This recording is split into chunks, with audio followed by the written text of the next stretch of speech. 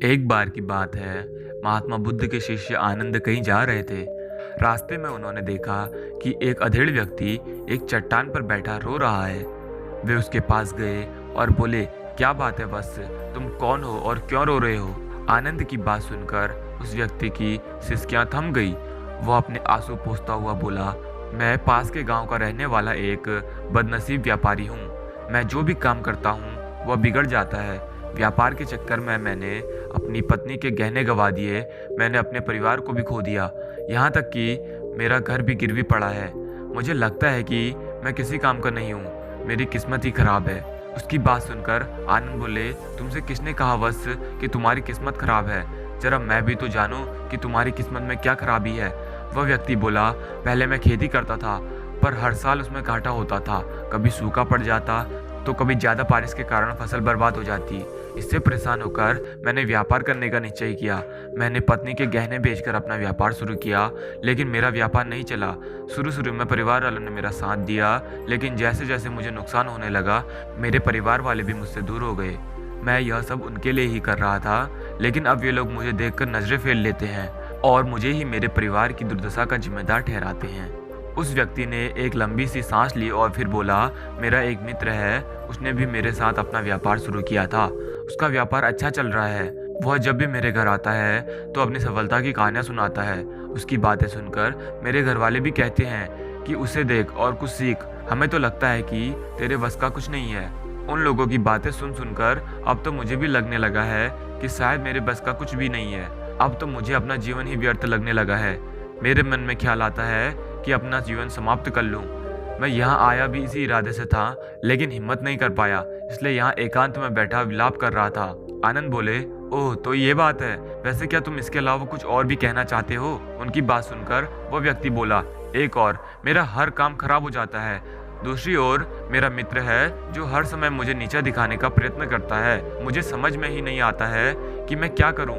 आनंद बोले, क्या तुम अपने मित्र की बातें सुनकर दुखी हो जाते हो? हाँ, मैं उसकी बातें सुनकर स्वयं दुखी हो जाता हूँ, उस व्यक्ति ने जवाब दिया। आनंद ने पूछा, तुम्हें किस बात का दुख होता है, अपने असफल होने का या मित्र के सफल होने का? उनका सवाल सुनकर वह व्यक्ति एक पल के लिए सोच में पड़ गया। फिर वह बोला, अगर सच कहूँ तो मुझे अपने असफल होने का उतना दुख नहीं होता जितना कि मित्र के सफल होने का होता है। अर्थात यदि तुम्हारा मित्र असफल हो जाए तो तुम्हें खुशी होगी? आनंद ने प्रश्न किया। वह व्यक्ति बोला, हाँ मुझे बहुत खुशी होगी। इसका मतलब है कि तुम्हारी खुशी तुम्हारे मित्र पर निर्भर है। आनंद बोले, अगर वो चाहे तो तुम्हें खुश कर सकता है और अगर वो चाहे तो तुम्हें दुखी कर सकता है।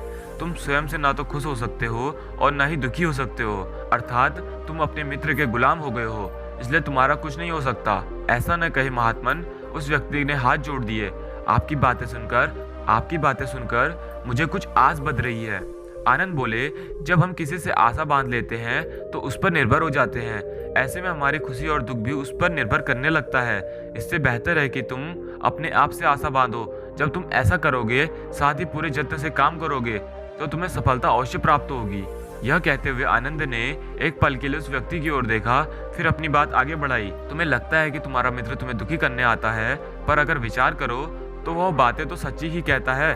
वो अपने संघर्ष और अनुभव की बातें बताता है। तुम उन बातों से बहुत कुछ सीख सकते हो। तुम्हें इसके लिए उसका धन्यवाद करना चाहिए कि तुम्हें घर बैठे कुछ अनुभव मिल रहे हैं।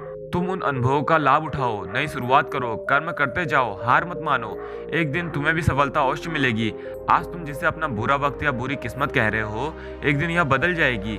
इसी के साथ तुम्हारे विचार भी बदल जाएंगे। और देखना, जब तुम्हारा अच्छा वक्त शुरू होगा, तब तुम्हारा मित्र भी तुम्हें अपनी सफलताओं की कहानियां नहीं सुनाएगा, तब वह भी अपनी असफलताओं की बातें बताएगा, ताकि तुम उसकी बातें सुनकर भ्रमित हो जाओ, तुम्हारा आत्मविश्वास हिल जाए और तुम गलत निर्णय ले सको।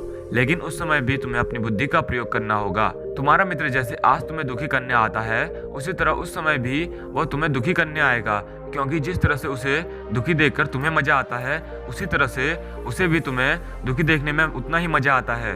वो व्यक्ति बोला, आपने सही कहा, लेकिन मेरा सबसे बड़ा दुख यह है कि मेरे परिवार के लोग भी इसमें शामिल हैं। वास्तव में मैं तो अपने परिवार के लिए अच्छा करना चाहता था, लेकिन वे लोग भी मेरी बात नहीं समझते हैं।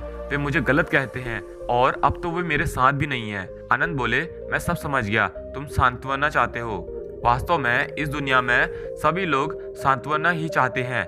हम चाहते हैं कि हम जब भी कुछ करें तो लोग हमारी प्रशंसा करें। लेकिन आमतौर पर ऐसा नहीं होता है, इसलिए हम दुखी हो जाते हैं। हमें लगता है कि हमारे मित्र, परिवार सब मतलबी हैं, लेकिन तुम अगर किसी को अपना परिवार मानते हो और उसके लिए कुछ करना चाहते हो, तो तुम्हें ऐसा क्यों लगता है कि तुम दूसरों के लिए कुछ कर रहे हो? वास्तव में तुम अपनी खुशी के लिए कर रहे हो। इसलिए परिवार के लिए कुछ करना वास्तव में अपने लिए ही करना होता है। लेकिन अगर ऐसा करते समय तुम्हें लगता है कि तुम दूसरों के लिए कर रहे हो, तो तुम दुखी रहोगे। और अगर तुम्हें लगता है कि तुम अपने लिए ही कर रहे हो, तो तुम खुश रहोगे, क्योंकि जब तुम अपने लिए कुछ अच्छा करते हो या करना चाहते हो, तब तुम्हें सांत्वना की जरूरत नहीं पड़ती है। आनंद की बातें सुनकर उस व्यक्ति के चेहरे के भाव बदल गए।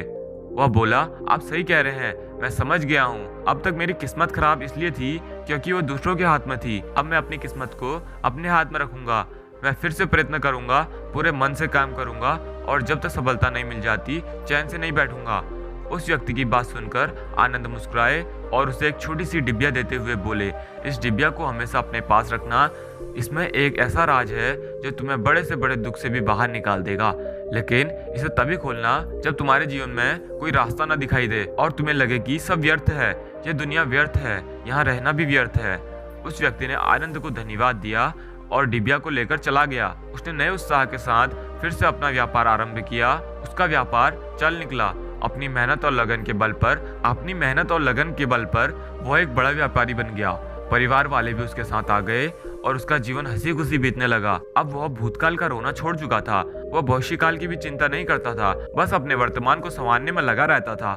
और जो कुछ भी वह करता था, वह अपने लिए करता था, अपनों के लिए करता था, इसलिए वह प्रसन्न था। उसके जीवन में अब कोई दुख नहीं था। लेकिन वक्त हमेशा एक जैसा नहीं रहता, वह बदलता रहता है। उसके जीवन में भी बदलाव आया। एक दिन उसके राज्य पर पड़ोसी राजा ने चढ़ाई कर दी। उसने इस राज्य पर अपना कब्जा कर लिया। उसके सैनिकों ने चारों ओर लूटमार मचा दी। उन्होंने व्यापारी का सारा धन लूट लिया, उसके घर में आग लगा दी।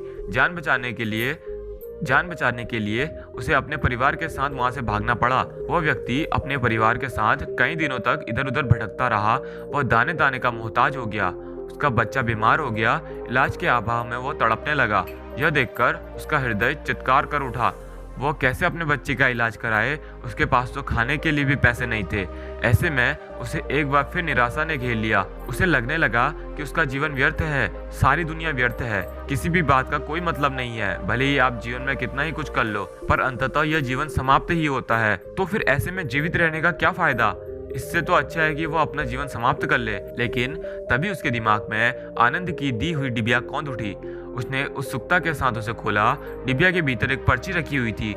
पर्ची पर कुछ लिखा हुआ था। उसे पढ़कर उसकी आंखों के आगे छाया निराशा का अंधेरा छट गया और वह मुस्कुरा पड़ा। पर्ची पर लिखा हुआ था, यह समय भी बीत जाएगा। उसने डिबिया को अपनी मुट्ठी में भींच लिया और एक नई शुरुआत करने के लिए उठ खड़ा हुआ। दोस्तों, अगर आप भी ऐसी परिस्थिति से गुजर रहे हैं तो निराश ना हो। अपने अतीत पर शोक मत करें, न ही भविष्य की चिंता करें। अपने वर्तमान को जिए और उसे बेहतर बनाने के लिए सच्चे मन से प्रयत्न करें। यकीनन जाने, जल्दी ही आपकी किस्मत भी बदलने वाली है।